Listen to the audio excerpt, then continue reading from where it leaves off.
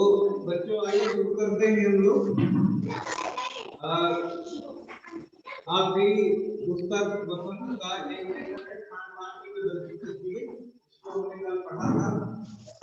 कल हमने जाना था कि हमारे खान पान में क्या परिवर्तन हुए हैं। उत्तर भारत का क्या था, दक्षिण भारत का क्या था, विदेशों का क्या है, और ये बहुत सारी चीजें हमने जाना था। ये भी जाना था कि खान पान की निश्चित संस्कृति के क्या लाभ होते हैं, क्या हानियां होती हैं, और यस सर।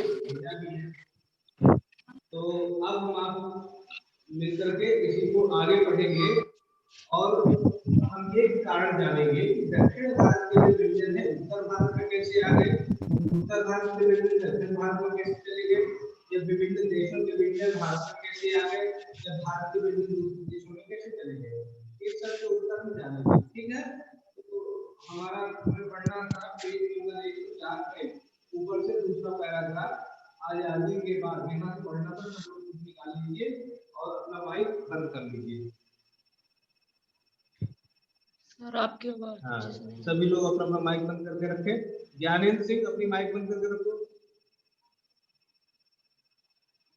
चलिए हम शुरू करते हैं।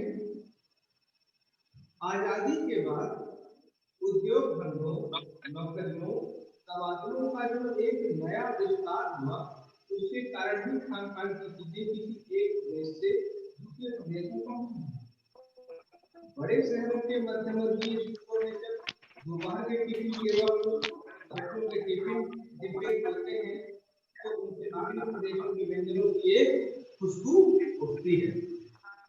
तो कहने का तात्पर्य हुआ कि जैसे मान लीजिए कोई व्यक्ति तमिलनाडु का है, वो आके दिल्ली में इंजीनियर हो गया, नौकरी कर रहा है, तो अपना परिवार लेकर के आएगा। अब वो दिल्ली में रह रहा है तो पास पड़ोस के लोग जो है निश्चित रूप से उनके संपर्क में आएंगे।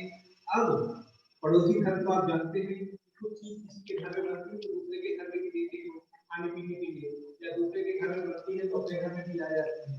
तो निश्चित रूप से जब कोई दक्षिण भारत के व्यक्ति उत्तर भारत में आके नौकरी करने लगे, ट्रांसफर भी होंगे, तो देखिए हम लोग जो है उनका खान पान के तरीके अपनाने लगे और हमें इडली डोसा सांभर इत्यादि बनाना आने लगा।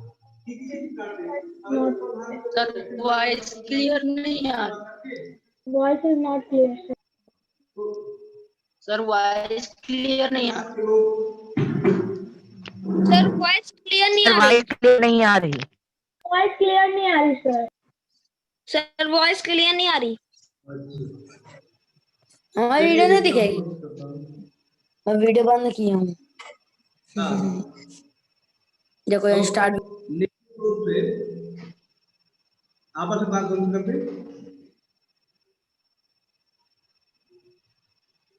तो इस प्रकार से हमने जाना कि नौकरियों और तबादलों के कारण और उद्योग धंधों के कारण ही निश्चित रूप से ये खान पान का विस्तार हुआ है और एक प्रदेश की चीजें दूसरे प्रदेश में गई है। और अगर हम ये देखें कि जो बड़े बड़े शहरों के स्कूल होते हैं, खासकर दिल्ली में, मुंबई में, हैदराबाद में, तो वहाँ पर जो बड़े बड़े महानगरों के स्कूल हैं, वहाँ स्कूल में जो बच्चे होते हैं वो विभिन्न प्रदेशों के बच्चे होते हैं। और जब विभिन्न प्रदेशों के बच्चे स्कूल में होंगे, एक कक्षा में होंगे, तो जब दोपहर को उनका टिफिन खुलता है ना, तो फिर उनके टिफिनों से विभिन्न प्रदेश के व्यंजनों की खुशबू आती है। ये इसमें बात कही गई है। चलिए आगे जानते हैं। सर तबादलों का मतलब क्या है? खान पान से भी ट्रांसफर, तबादलों का मतलब होता है ट्रांसफर, एक जगह से दूसरी जगह ट्रांसफर हो जाता है। हम खान पान से भी एक दूसरे को जानते हैं। इस दृष्टि से देखें तो खान पान की नई संस्कृति में हमें राष्ट्रीय एकता के लिए नए बीज भी मिल सकते हैं। बीज भली भांति तभी अंकुरित होंगे जब हम खान पान से जुड़ी की ओर भी ध्यान देंगे।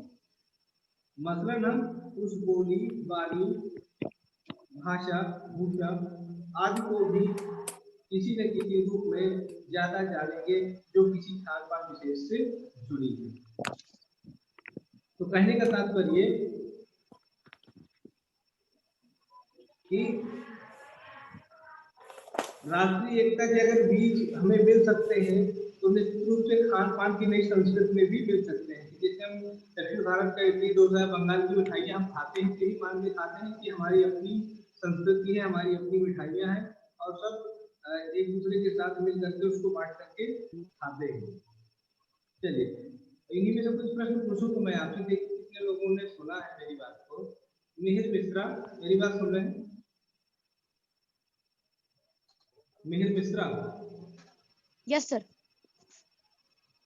हाँ, Yes, मिहिर आप sir. ये बताएंगे कि ये जो खान पान की चीजें एक प्रदेश से दूसरे प्रदेश में गई हैं, कैसे पहुंची हैं? सर जब आजादी के बाद सब सर जब लोग नौकरियां करने लगे, जब उनके दूसरे शहरों में जाने लगे, तो वहां पे सर वो खाना खाने उनको देख के कई लोग और उस चीज को बना के खाने लगे। इसी तरह सर वहां पे वो खाने की संस्कृति बन गई। बिल्कुल बिल्कुल, बहुत अच्छी बात है। अच्छा बताया आपने। चलिए इसी प्रश्न को और किसी से पूछते हैं। नाम लेंगे, ये रमेश पटेल नाम से इसका नंबर है, कौन है? रमेश पटेल। ये रमेश पटेल नाम से कौन है? चलिए एक क्वेश्चन रहा। प्रशंसा, मेरी आवाज आ रही है? Yes sir. प्रशंसा, हाँ प्रशंसा आपको ये बताना यस है सर। कि विभिन्न प्रदेशों के व्यंजनों की खुशबू कब नजर आती है, कब यस सर। सुनने को मिलती है? हाँ, सर आवाज क्लियर नहीं आ रही। यहाँ पर एक विभिन्न प्रदेशों के व्यंजनों के टिफिन की खुशबू हमें कब नजर आती है? सर मैं बताऊं, उमेश कुमार। सर आवाज क्लियर नहीं आ रही। आवाज नहीं आ रही? बोलते ये तो सब सर क्लियर नहीं आ रही। क्या करूं?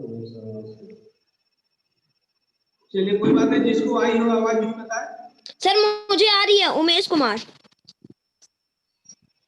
हाँ बोलिए उमेश कुमार। जब दोपहर के टिफिन के वक्त बच्चों के टिफिन डिब्बे खुलते हैं तो उनसे विभिन्न प्रदेशों के व्यंजनों की एक खुशबू उठती है।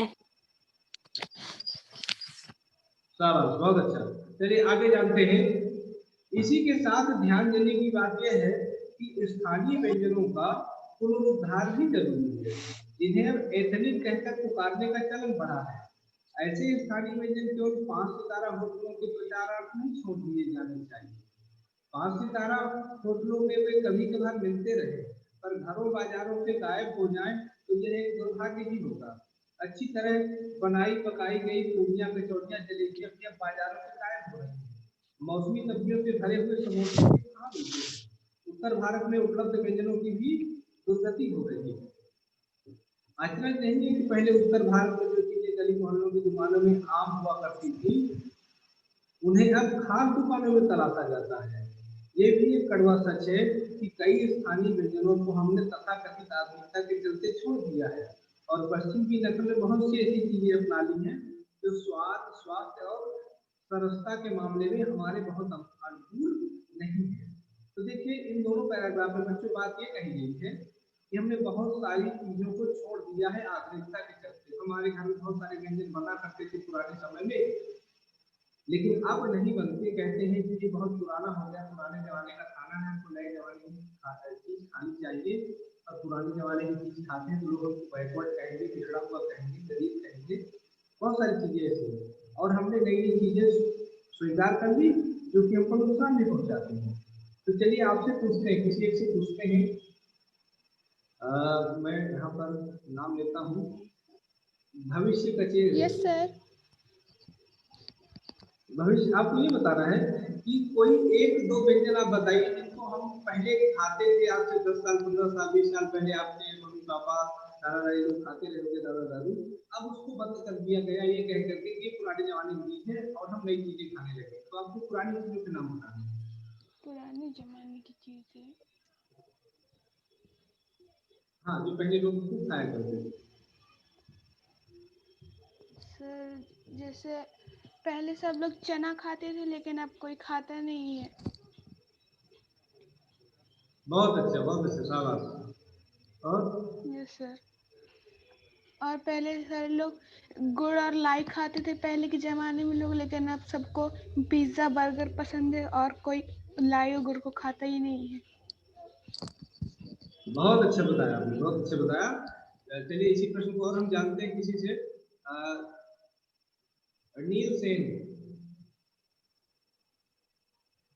नील सेन को आवाज आ रही मेरी?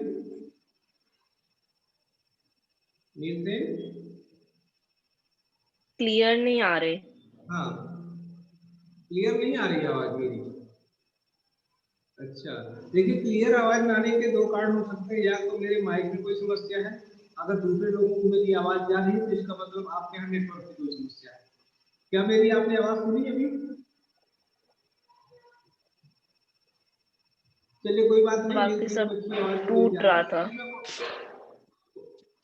अच्छा कोई बात नहीं, स्वर्णिमा को आवाज जा रही है मेरी? Yes sir. स्वर्णिमा आप बताएंगे कि ऐसी कौन सी चीजें हैं जो अब हमें देखने को नहीं मिलती, खाने को नहीं मिलती है, जब हम 5 स्टार होटल में जाते हैं तभी हमको देखने को मिलती सर जब 5 स्टार होटल में जाते हैं तब मिलती हैं सिर्फ। सर क्वेश्चन है। सर। मतलब पहले हाँ क्वेश्चन ये है कि पहले बहुत सारी चीजें हमारे घर में बना करती थी, लेकिन अब घर में या लोगों को या तो बनाना नहीं आता या तो लोग बनाते नहीं, आलस करती है, ये जो भी कारण है, अब हमको 5 स्टार होटलों में चीजें देखने को मिलती, घरों में कम देखने को मिलती। मतलब वहाँ 5 स्टार होटल में हम ज्यादा पाते हैं, घरों में नहीं पाते।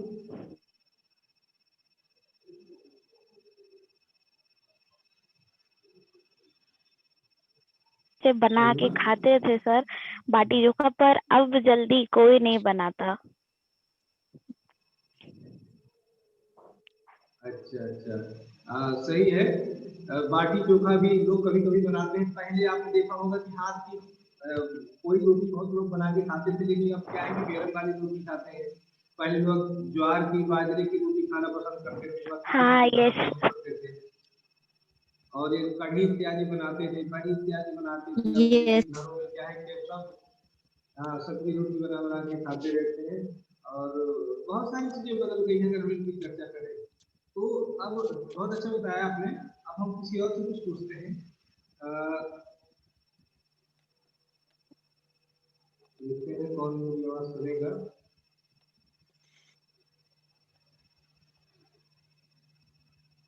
अनन्या अग्रवाल, आवाज आ रही है मेरी? अनन्या अग्रवाल नहीं आ रही। ओम तिवारी,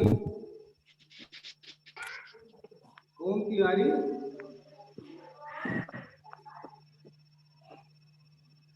ओम तिवारी आवाज आ रही है? हाँ ओम बेटा, आपको ये बताना है कि हम कौन सी चीजें हमने पश्चिम की अपना लिया है, वेस्टर्न कल्चर की अपना ली चीजें जो हमारे स्वास्थ्य और स्वाद के लिए नुकसान पहुंचाती है। सर ऐसे तो बहुत सारी चीजें हैं, जैसे मैगी हो गई, चाउमीन हो गई। बिल्कुल बिल्कुल सर क्योंकि मैगी चलिए हमें तो क्योंकि मैगी हमें डाइजेस्ट करने में 2 से 3 दिन लगते हैं, और अगर हम उसे प्रॉपरली डाइजेस्ट नहीं कर पाएंगे तो वो हमारे स्टमक में प्रॉब्लम कर सकता है। बहुत अच्छा। चलिए आगे चलते हैं, अंतिम पैराग्राफ पढ़ेंगे। तो वो यह भी रहा है कि खान पान की मिश्रित संस्कृति में हम कई बार चीजों का असली और अलग स्वाद नहीं दे पाते। अक्सर प्रीति भोजों और पार्टियों में एक साथ ढेरों चीजें रख दी जाती है और उनका स्वाद गटमट होता रहता है।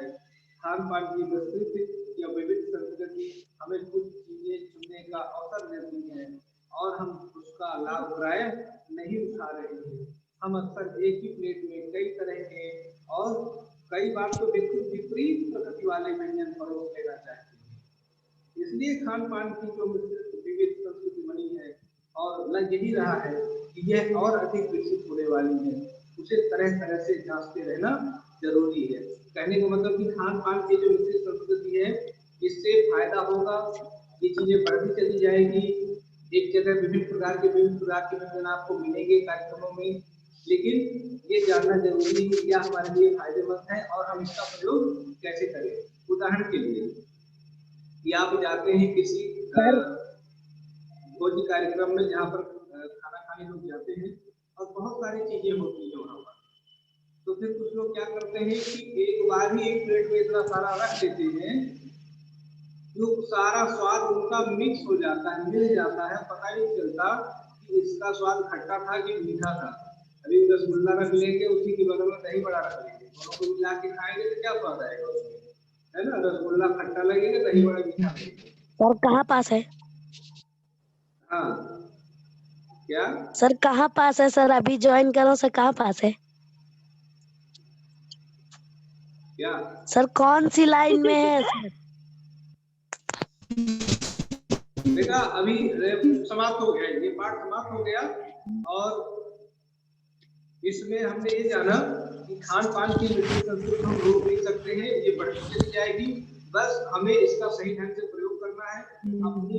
अपने जो खान पान है या स्थानीय व्यंजन है वो मिटने ना पाए और दूसरे व्यंजनों का भी हम सही तरीके से प्रयोग करें और अपने लिए जो फायदेमंद चीजें उनका ही प्रयोग करें। और जब भी कोई कार्यक्रम होते हैं, भोज होते हैं, तो निश्चित रूप से वहां पर विभिन्न प्रकार के व्यंजनों की व्यवस्था करें, जिससे खान पान रोचक हो सके, आकर्षक हो सके, विविधता आ सके, लेकिन साथ ही हमें अपने स्वास्थ्य और स्वाद का भी ख्याल रखना है।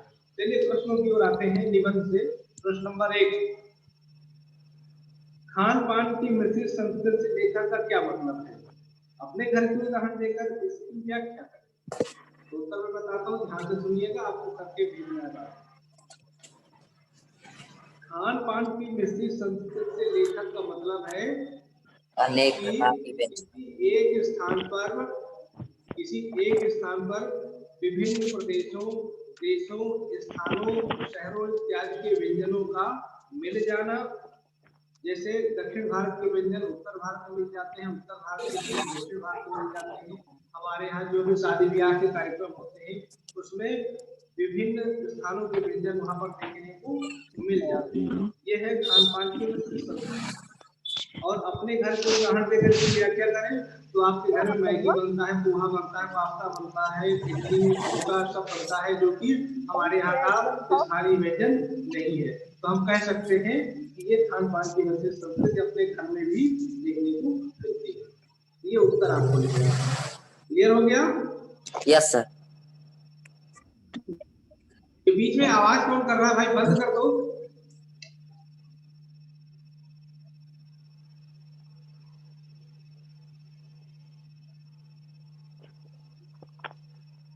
ये कौन म्यूट नहीं किए? Spiker sound.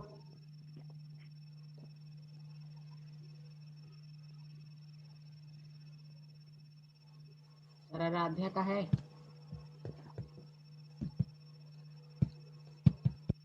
आवाज बंद करके रखिए कृपया।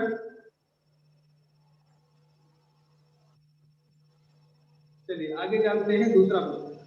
खान पान में बदलाव के कौन से फायदे हैं, फिर लेखक इस बदलाव को लेकर चिंतित क्यों? तो खान पान में बदलाव को लेकर कौन से फायदे हैं हमने कल भी लिखा था, आज भी आप देख सकते हैं कि बदलाव होता है तो हमें विभिन्न प्रकार के व्यंजन को खाने का अवसर मिलता है, विभिन्न प्रकार के स्वाद जानने का अवसर मिलता है, खाने में विविधता आती है, भोजन सामग्री निश्चित रूप से रोचक होती है और खाने विभिन्न प्रकार के व्यंजन बनाने के तरीकों का हमें ज्ञान होता है, विभिन्न प्रकार के खान पान की संस्कृति के ज्ञान होता है। ये फायदे हो गए। और चिंतित लेखक इसलिए है कि निश्चित रूप से इससे दो तीन नुकसान है। एक तो हमारे स्थानीय व्यंजन नष्ट हुए जा रहे हैं और दूसरा वो ये है कि ये स्वास्थ्य के लिए हानिकारक है। ठीक है, ये ऊपर लिख लीजिए। और खान पान के मामले में स्थानीयता का क्या अर्थ है? स्थानीयता मतलब लोकलिटी। खान पान के तो किसी विशेष का अर्थ है किसी विशेष स्थान का विशेष व्यंजन। आवाज बंद करके जब पूछना होगा मैं बोलूंगा। खान पान के मामले में स्थानीयता का क्या अर्थ है?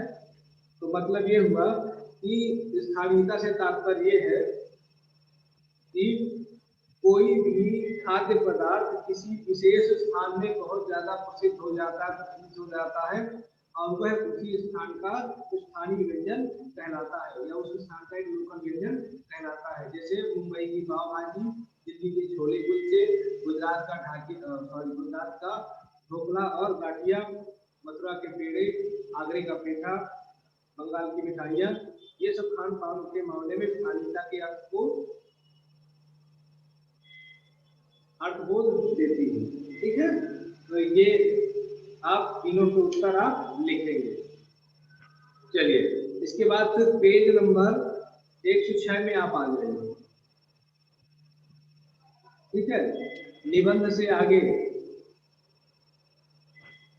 आपको बताना है कि घर में बातचीत करके पता कीजिए कि आपके घर में क्या क्या चीजें पकती हैं और क्या क्या चीजें बड़ी बनाई बाजार से आती हैं। इनमें से बाजार वाली से आने वाली चीजें कौन सी चीजें हैं जो आपके माता पिताजी बचपन में, कौन सी चीजें आपके माता पिताजी बचपन में घर में करती थी, क्या है? इसको छोड़िए, दूसरा वाला देखिए।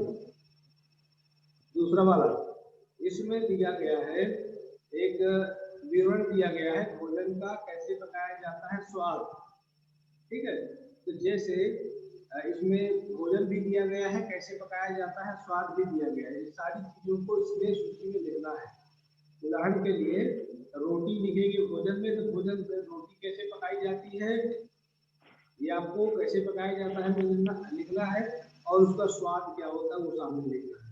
ठीक है, सर कसैला मतलब क्या है?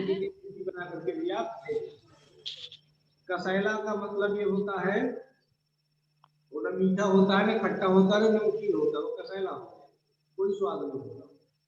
ठीक है, तो कसैला सा होता है, तो ये आप करके भेजिएगा। ओके, चलिए कुछ पूछना है आपको? सर हाँ सर, भात का मतलब क्या होता है? भात का चावल। भात मतलब चावल। चावल चावल। Yes sir. ओके, चावल हो गया। और कुछ पूछना किसी को? सर ये वाला नोटबुक में करना निबंध से आगे वाला नहीं करना है। निबंध से आगे केवल एक करना है, दूसरा वाला। सर नोटबुक में। सर जो थर्ड क्वेश्चन है उसका कहीं का भी सर फेमस पकवान कहीं का भी लिख सकते हैं। सर जो थर्ड क्वेश्चन है उसमें कहीं का भी पकवान लिख सकते हैं, फेमस कहीं का भी लिख सकते हैं। सर उसमें यस लिखा है सर। सर दक्षिण भारत का लिख सकते हैं ना? बिल्कुल लिख सकते हैं। Yes sir. पूछना किसी को? No sir. ओके, तो फिर समाप्त करें वीडियो, समाप्त करें। Yes sir. Yes sir. Yes sir. समाप्त करें। Bye sir. Bye sir. Bye everyone, bye everyone. Bye sir.